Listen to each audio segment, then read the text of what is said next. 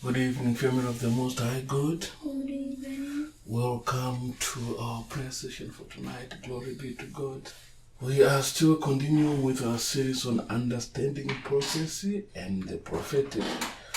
We are doing our 9th volume today, and we have gone through the life of Abraham, where Isaac is born. There is celebrations at Abraham's homestead. Glory be to God. We see the prophecy that Jehovah spoke into Abraham's life manifesting as Abraham is living his life in obedience. Amazing things are happening in his life. He's now a wealthy individual. He has received wealth from kings. He received wealth from Pharaoh. He received wealth from Abimelech, and he now has a private army in excess of 300 soldiers. Things are working well for him. And we see Sarah excited because Jehovah fulfilled the promise he made to her. Sarah became pregnant and bore a son to Abraham in their old age, just as God had promised Abraham and Sarah. Abraham gives the name Isaac to the son he gets through Sarah or with Sarah. And Abraham continues in obedience. When Isaac is 8 years old, he gets circumcised as commanded by the Lord. And this happens in Abraham's 100th year. We know that Abraham left Haran at 75, and the son of promise gets to be born after 25 years. Glory be to God. But one thing we need to understand is the 25 years Abraham left Haran, the prophecy was not dead.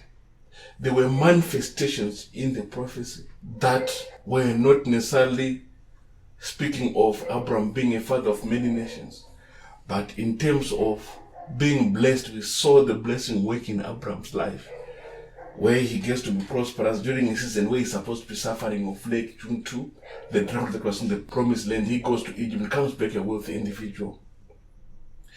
He acts deceitfully with Abimelech, and Jehovah makes a judgment that was in favor of Abraham, and Abraham gets to be rewarded with wealth again with another king. He's collecting wealth from pagan kings. He's becoming a very wealthy individual, and the birth of his son fulfills or starts the fulfillment of the second part of the prophecy, that Abraham was going to be father of many nations. A lot of us struggle a lot to identify what Jehovah is doing in our lives. We are normally looking at the final outcome of the prophecy without looking at the process of the fulfillment of the prophecy. There are things that happen during the process of the fulfillment of the prophecy. We see that the prophecy, when spoken to Abraham, it comes with conditions of fulfillment. The Lord blesses you with land in Canaan and makes you a father of many nations, and nations will be saved through your seed. That was the package. It is almost abstract. There isn't really a lot of detail to it. And in obedience, Jehovah started giving Abraham more detail. But the detail that normally comes would be an assurance. Look into the sky and see the stars. If you can count them, that's your descendants. Jehovah is doing things in Abraham's life that are meant at fulfilling the prophecy, but they do not look like they are meant to fulfill the prophecy. Why would Jehovah call Abraham and say, come out of your tent and look at the sky to see how many your descendants will be? Jehovah is trying to form a mental image for Abraham to see what's going to be, because there is a component of the fulfillment of the prophecy that has to do with your imagination, seeing what Jehovah sees. If you can't see what Jehovah has for you, it's difficult for you to work with him because you don't understand what he's doing. So Jehovah works with you by giving you visuals of what he's trying to do in your life. And your part is to use your mind to visualize what Jehovah wants you to see, because the plan involves manifestation of something that wasn't seen becomes visual, which means your mind needs to see it also, because if you can't see it, then you do not know what you're expecting. So Jehovah wants you to see what he's working with, because this is a plan. Those that know construction, when an architect designs a house, he just does not draw lines, but he also gives you an artist's impression how the house is gonna look when it's done, when we build it and it's done, so that when them that are building a house build something that is square, when your house was round, you say that's not my house, because you saw the artist's impression. So Jehovah works with you by giving you the vision of what he's doing in your life. But some of us are not quick to identify what Jehovah is doing, because he is working with you. Some of the communication that we receive, depending on how close you are with Jehovah, if you are very close to Jehovah, he speaks to you either through dreams, or speaks by giving you visions in your mind, or sends a prophet to talk to you, depending on how close you are, on how Jehovah chooses to communicate with you. And in this case, Jehovah was close to Abraham, so he delivers the message firsthand. Go outside and see the stars in the sky.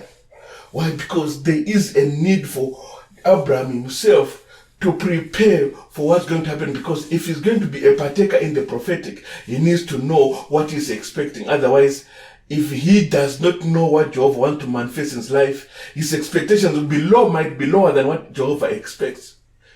You see, Sarah did not see the stars in the sky. Abraham saw. So Sarah comes with a plan. We can have one only. But Abraham had been told of the many stars in the sky as his descendants. So we see Abraham and Sarah operating at different levels, because Abraham has the understanding. But when the woman talks, men listen. So he listens to his wife and he gets to make an Ishmael. But that doesn't mean that he does not know what Jehovah wants to do, because he has a vision that he has been given by the Lord. What Jehovah is doing in Abraham's life is, he knows Abraham is an old man. And he does not have children. And genetics is speaking something contrary to the prophecy.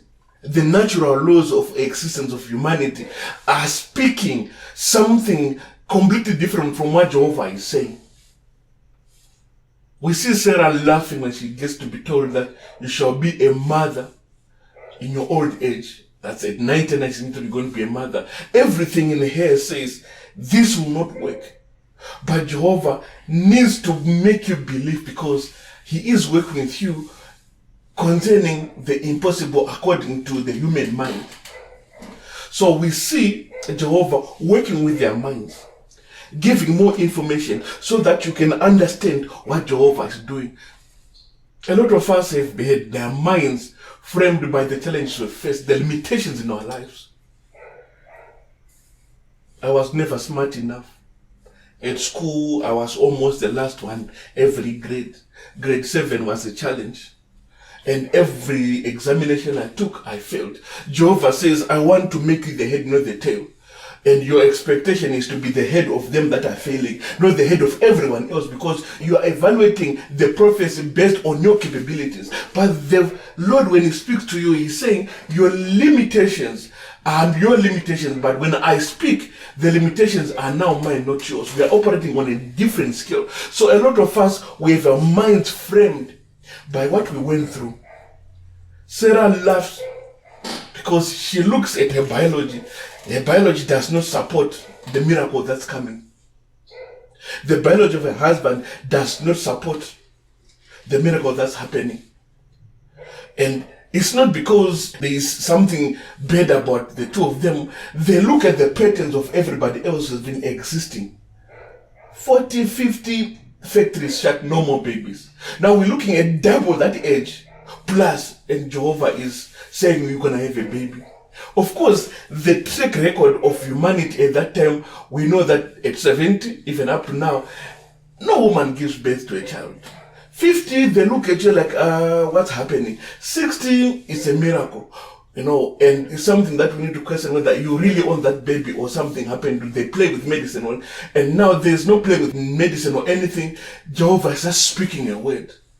And a lot of us have framed the capacity of the Lord based on the trend that's happening. We are in a recession. COVID hit the market bed.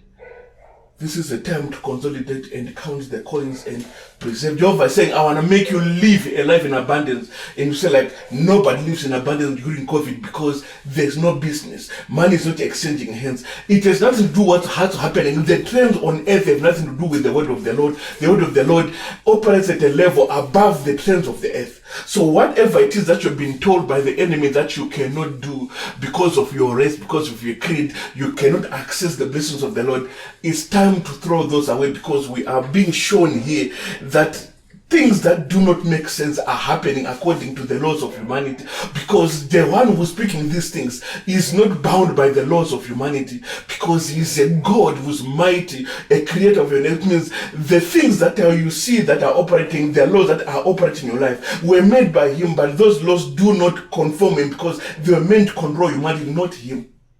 The only thing that controls him is his word, because he is loyal to his word. His word is his truth. His truth is his nature. So what he speaks is what he's loyal to. So if he says, I'm going to make you 1,000 years old in your life, then you say, glory be to God, because it has nothing to do with your genetics, your biology, or the trends, the lifespan on earth. It has nothing to do with him who spoke that word, and because of his loyalty to his word, will make sure that you will not die before you are 1,000 years old. That's why if he says you're not going to die until Jesus Christ comes, that's what he says, and that gets to happen, because when he says it, it's good as done, because nothing can contravene it unless you choose to disobey him and walk yourself out of the prophecy. So we see Jehovah fulfilling the prophecy, and Abraham and Sarah having their son. Abraham at 100, Sarah at 90. A miracle on its own. And the problem from the plans that they did on their own are manifesting, because Sarah and Abraham started operating according to the trends that were there. I can't have babies because I'm 75. I'm 80. I'm 90. No. Can we get a younger woman for you, my husband, to have a child with, so you can have a family? That's Sarah thinking according to the laws of humanity, not according to the laws of Jehovah. That is the word of the Lord. And they bring about the shadow of what was meant to happen in their lives. And they bring about a child who comes with problems.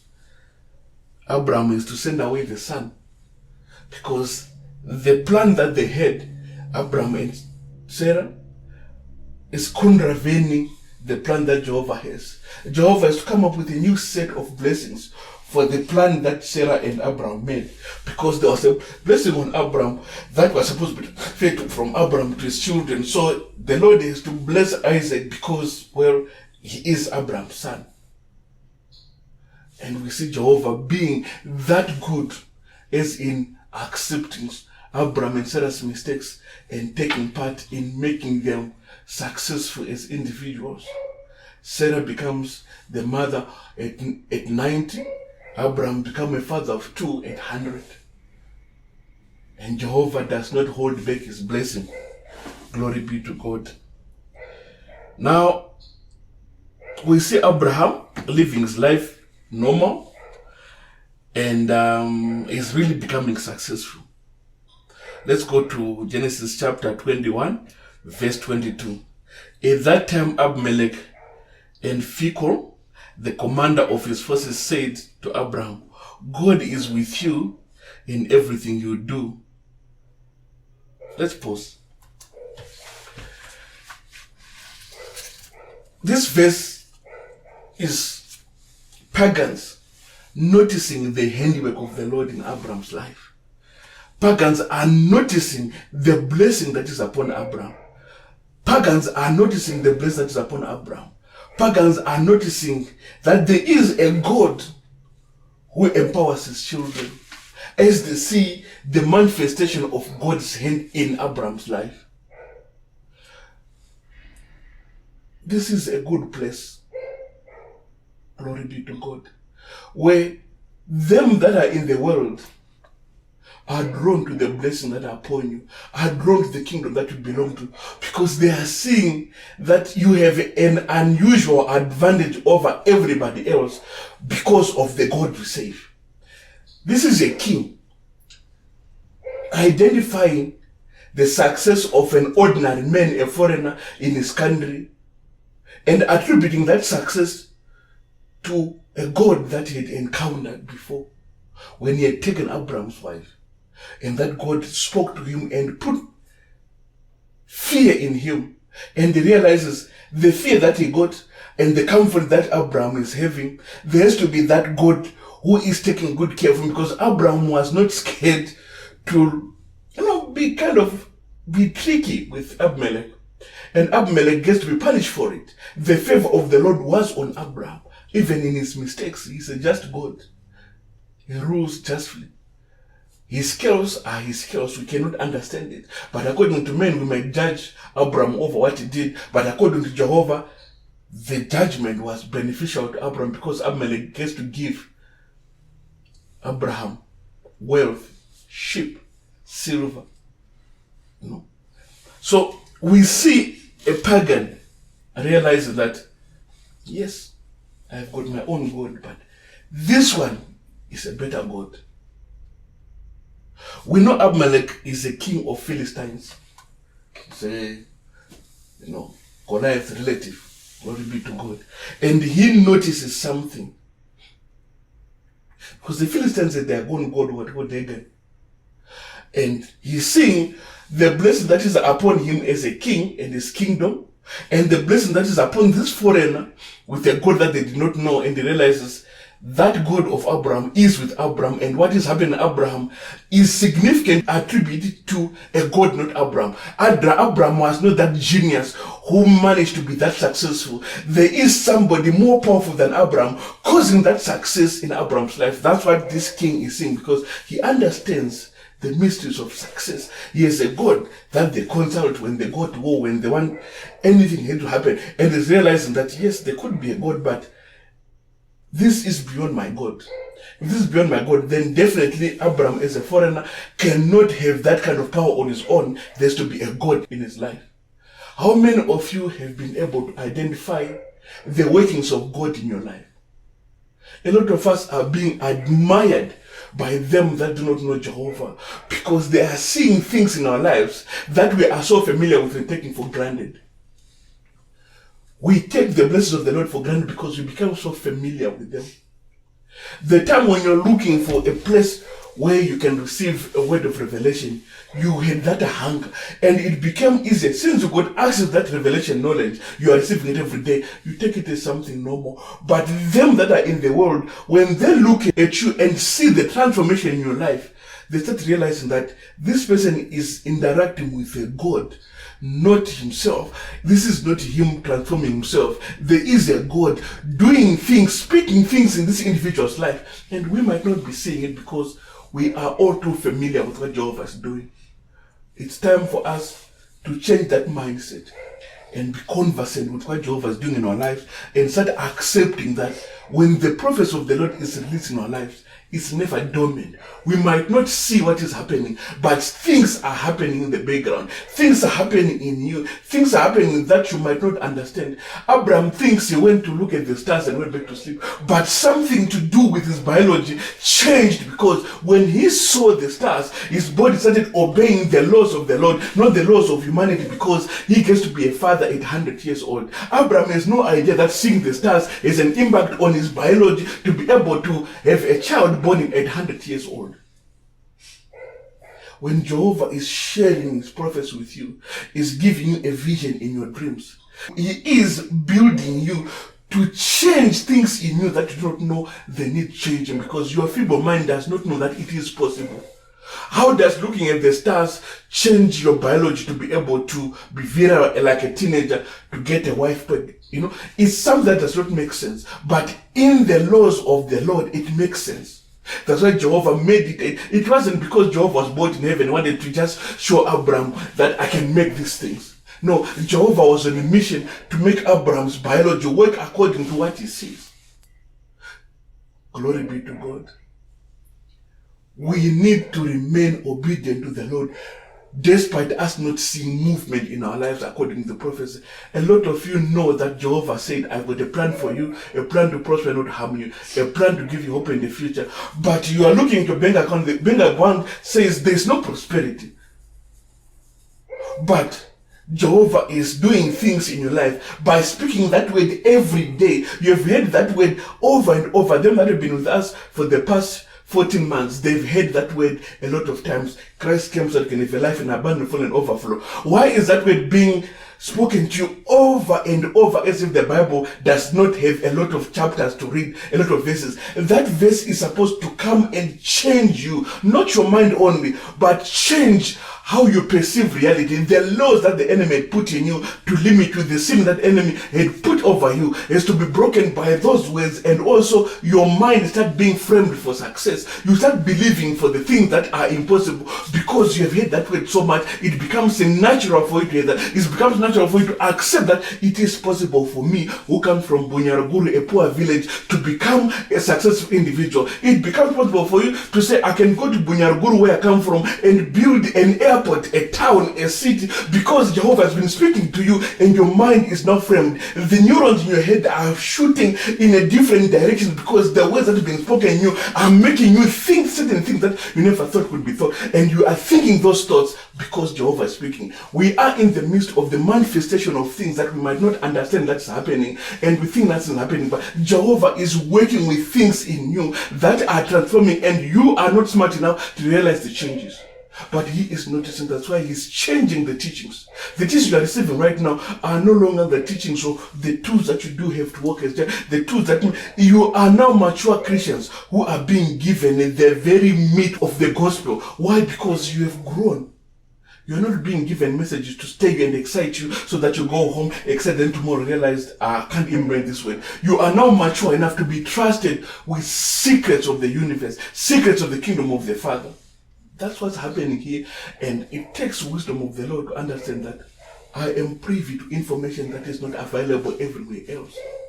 And we're just being told today that the scripture that was spoken by Jeremiah concerning the plan of Jehovah for your life is for you. You have a secret that there's a plan for you, already know. And you have now received another secret that if you are obedient, you can unlock that secret. And if you are obedient, you will receive more details of that information. And you start receiving information that does not seem to be connecting with what you're looking for. Glory be to God. Now, Abimelech is speaking to Abraham. Now swear to me here before God that you will not deal with me falsely, or my children, or my descendants. Show to me and the country where you now reside as a foreigner the same kindness I've shown you. Abraham said, I swear. Glory be to God. Just this part speaks of something. It's not very clear what just happened here. This is an ordinary man without a kingdom to his name. He doesn't own any land except what Jehovah has told him. But kings who own the land identify him as somebody to make a treaty with. No country makes a treaty with an individual. Countries make treaties because individuals can never be powerful enough to provide some sort of requirement of support or security to a country. But we see an ordinary man who left Haran, an old man, being powerful enough to cause fear in a king. Say, I want to have a treaty with you as if he's got a kingdom. This is a man living in Abimelech's country and is asking if they can have a treaty.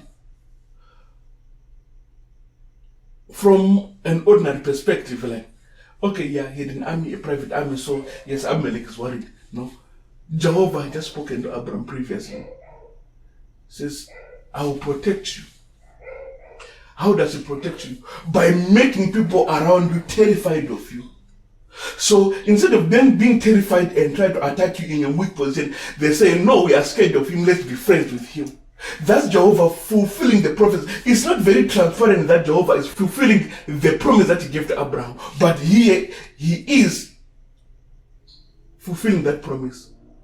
The king who is closest to him, who should be jealous of him, who should desire to take whatever Abraham has, since we see him already attracted to Abraham's wife, and he sees the world that Abraham has, and he sees that Jehovah is with him. Instead of him waging war against Abraham, he is motivated by Jehovah to make a treaty, to become friends with Abraham. And he says, can you also be friends with my children? Which means this treaty goes beyond the death of Abimelech. It's intergenerational. A lot of us might not notice that's what's happening in our lives. Because in this case, Abraham could have just thought that, I think my position is very good now. This is very good. I think it is very good that I can have this treaty. No, Jehovah is working in the background, fulfilling his word, but he's just not telling Abraham that what happened right now is what I spoke of. That's how Jehovah does things with us. Certain things are happening in our lives, and we think we are smart, we are beautiful, we are dark enough, we are light enough, we come from we got good. It has nothing to do with your capabilities. It has everything to do with the prophets that Jehovah spoke into your life. It says, I will prosper you, and you think the people who look at you with favor, they like you because, you tell good jokes. No, if telling good jokes would make people rich, every comedian would be a multi-billionaire. And you make sure that you're telling the joke thing, that's where you will have your advantage. No, you are just telling jokes to people who Jehovah has motivated to like you. The favor of the Lord has been put upon you so that they can love you and laugh at your stupid jokes, because sometimes those jokes are not really very funny and you think you're really killing it. No, Jehovah has given you his favor, so whatever you do, people look at you with favor and things get to be good. And we see good things happening here. Glory be to God. Abraham complained to Abimelech about a well of water that Abimelech's servants had seized. But Abimelech said, I did not know that this had been done to you. You did not tell me, and I have heard about it only today. So Abraham brought sheep and cattle and gave them to Abimelech, and the two men made a treaty. Abraham set apart 7 ewe lambs from his flock, and Abimelech asked Abraham, what is the meaning of these 7 ewe lambs you have set apart by themselves? He replied, accept these 7 lambs from my hand as a witness that I dug this well.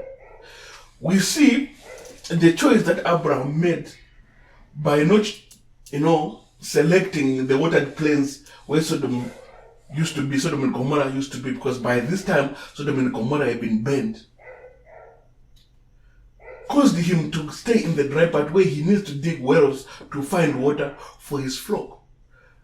And we see Abimelech's servants sizing Abraham's wells.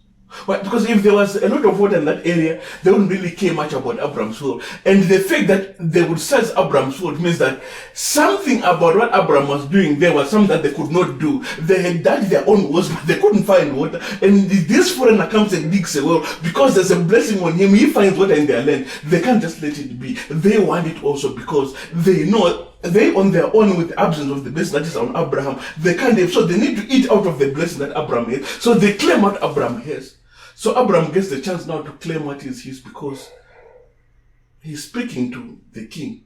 We want us to be friends. Can I get back my well? Because I dug it, my blessing, the blessing that Jehovah gave me this. Can you return this to me? As we can be friends. He's setting conditions to a treaty. This is a man negotiating smartly. We want us to be friends. Give me back what's mine. And of course, he does it smartly because it becomes part of the covenant between Abraham and Abimelech. And in our walk with the Lord, we should always maintain the shrewdness that Jehovah has. We are encouraged by the word to utilize every opportunity. The Bible encourages us. I'm not making this one up. If you want to know this, go and read the Bible. You'll find that we are encouraged. We are implored to utilize every opportunity, not waste them. And Abraham is not wasting the opportunity to recover what had been taken away from him. Glory be to God. And we see Abraham influencing the renaming of places. This is a foreigner. He has no say, but he's sitting there discussing with the king, naming a place. because of his involvement in the treaty. The place gets to be called Beersheba. After the treaty had been made, Abimelech and Phicol, the commander of his forces, returned to the land of the Philistines.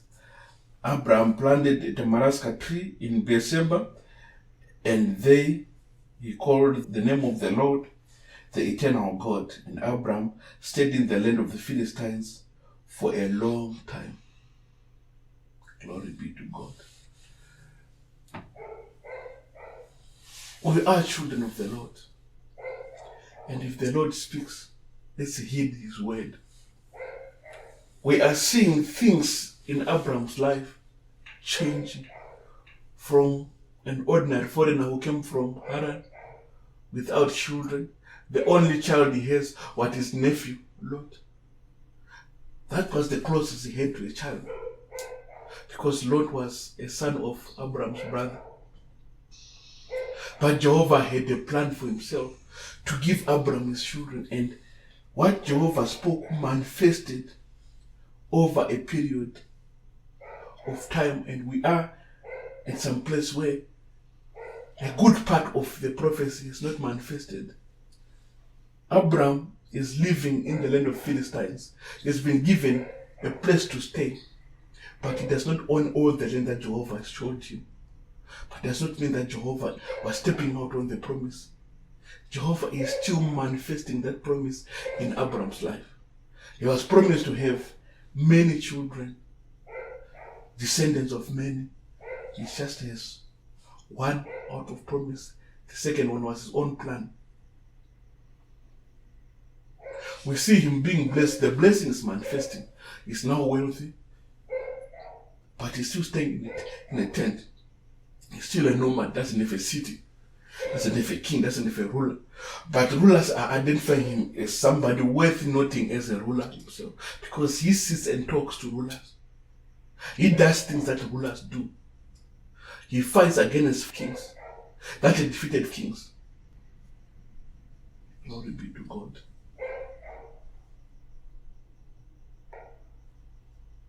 We need to have that mindset of expectation, the manifestation of the promises of the Lord.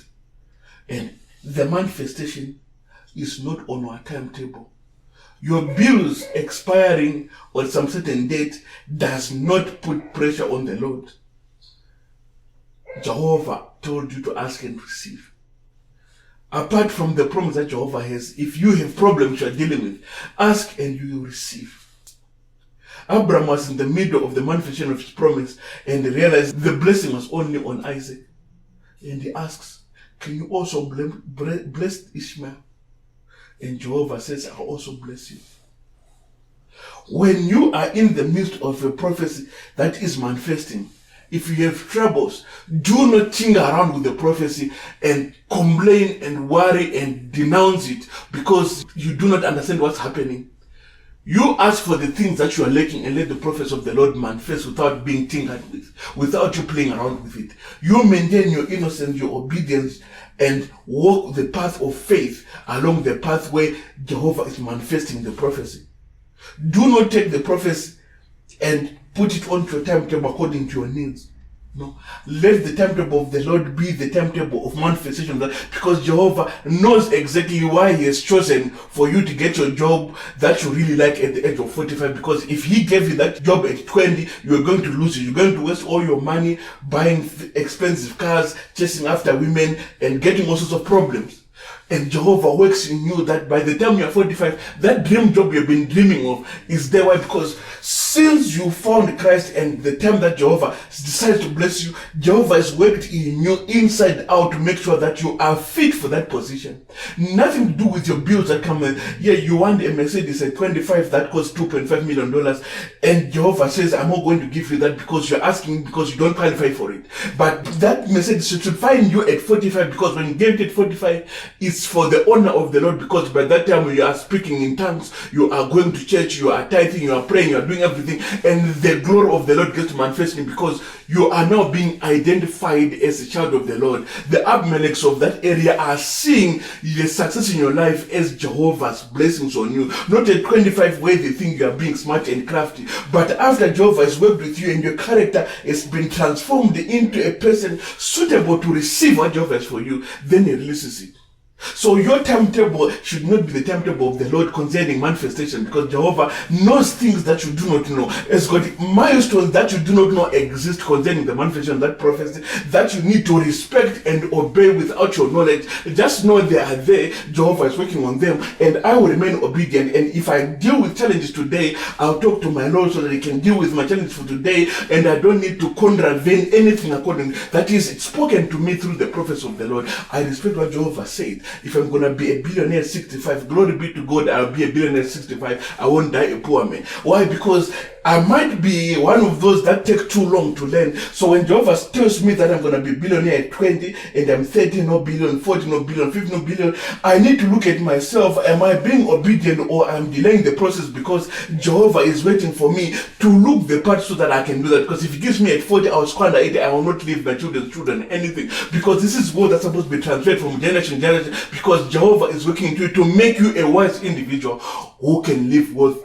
for his children's children. But if he gives you that $1 billion at 30, you are as full as a crazy individual who has never seen wealth. So you will squander that money before you are 30. That money is gone. Jehovah gets to push you, giving you the little that you need to go while you're growing in faith, from being a babe to a mature Christian. So some of us have not grown at the rate we're supposed to grow because we are not heeding the dawns from the Lord. Maturity is not because of many years. No, maturity is you literally fighting the kingdom of darkness and behaving like a mature Christian, disobeying everything that the enemy is tries to say to you, because you know what Jehovah has for you and you know what you're working on.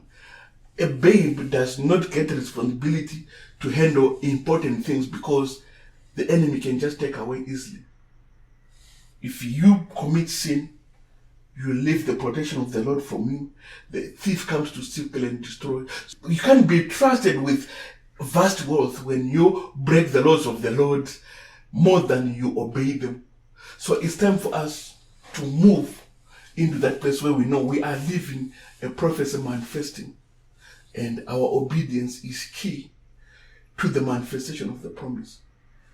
Do not be like the ones that I normally give an example for. They received a prophecy in Egypt that you will go and possess the land. They went to the edge of the land. They made their own plans. They messed up, and they died without beholding the promise of the Lord. They did not mature. Jehovah had given them a 2-year training period of faith, trusting in him, but it was not enough. So Jehovah realized these are useless individuals. I need to get another generation that I teach from their birth. So for another 38 years, a generation is born that trusts in the Lord, that gets to possess them. It's not because they were young, they qualified. It was their position of righteousness and trust in Jehovah that qualified them to receive, because them that trusted in the Lord, Joshua and Caleb, lived the life with those that were born in the desert, because they had the same heart. It had nothing to do with age. It had everything to do with the faith in the Lord, the trust in the Lord. Jehovah says they have a different spirit, which means what? The other ones had a different spirit from that. Glory be to God. So may you be identified by the Lord as someone with a different spirit. Meaning what? A different spirit from them that are in the world. A spirit that calls on Jehovah. A spirit that believes in the finished works of the cross. A spirit that believes in the goodness of the Lord. A spirit that looks at the world and say, Jehovah, you are marvelous. I'll worship you. Just to look at the trees, you just thank him for what you've done, because you have a different spirit that has gratitude in it. So that when they approach the throne of the Lord, the thanksgiving is an easy task. They don't need to conjure up some flimsy gratitude statement, just to qualify to talk to the Lord. You are naturally grateful to what Jehovah is doing. Glory be to God. So for today, we end the teaching here. Hopefully tomorrow Jehovah will be with us to give us the next part of the teaching, for we know we are nearing the end of the series. But Jehovah has a plan to make sure that whatever has given us transforms us in preparing us to receive what is promised us to have. A life in abundance, to the full and in overflow. Glory be to God. Let us pray. Father Lord, in the mighty name of Jesus, we thank you so much for a waiting season, a waiting time, a word of empowerment that you have given us. The very wisdom of Jehovah delivered to your children.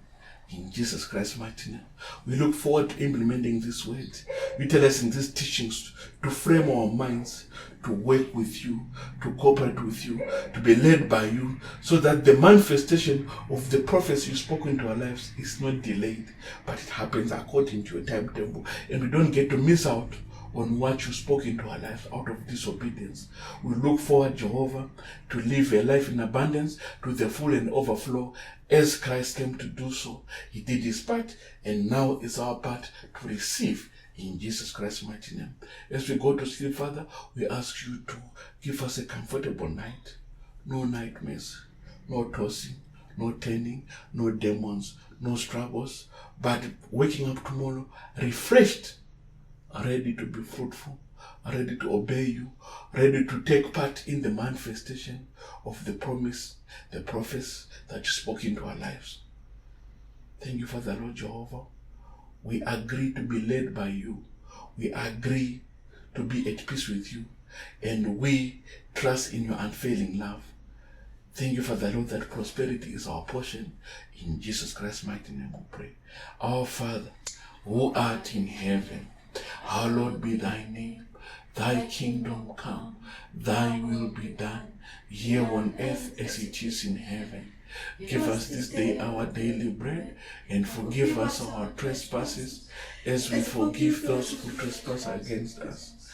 Lead us not into temptation, but deliver us from all evil. For yours is the kingdom, the power, and the glory, forever and ever.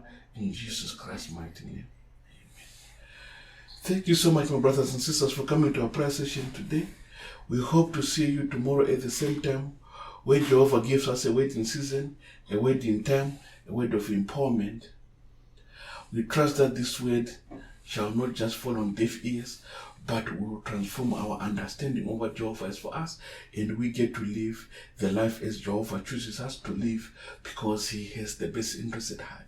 We love you so much. Hope to see you tomorrow at the same time. Good night and bye-bye.